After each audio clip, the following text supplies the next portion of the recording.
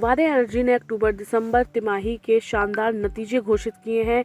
मुनाफे में 118% की भारी उछाल के बाद गुरुवार 22 जनवरी को शेयर बाजार में कंपनी के स्टॉक में करीब 9% की जोरदार तेजी देखी गई है।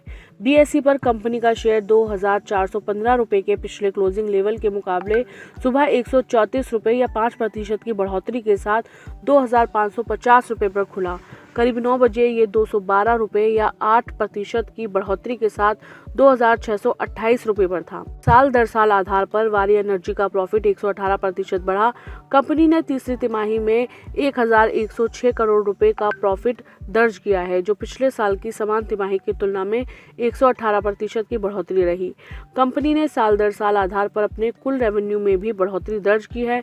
मुंबई की इस कंपनी का ऑपरेशन से होने वाला रेवेन्यू 2026 की तीसरी तिमाही में दोगुने से ज्यादा बढ़कर 7,565 करोड़ रुपए हो गया, जो एक साल पहले करीब 3,457 करोड़ रुपए से 118% ज्यादा की बढ़त है। वारी एनर्जी के वित्तीय नतीजों में शानदार प्रदर्शन देखा गया है।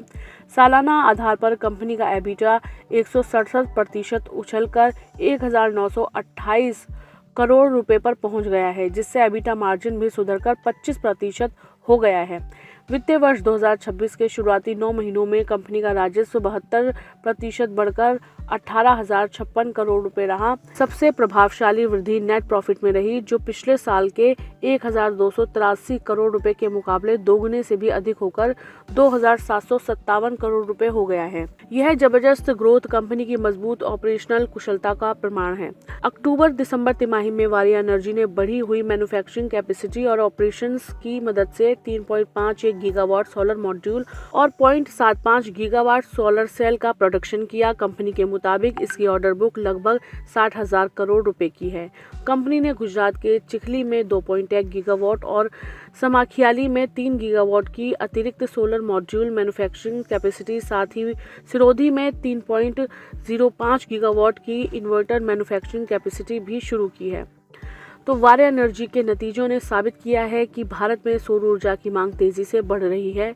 60,000 करोड़ रुपए की मजबूत ऑर्डर बुक और बढ़ती मैन्युफैक्चरिंग क्षमता के कारण कंपनी भविष्य में भी अपनी पकड़ मजबूत बनाए रखेगी।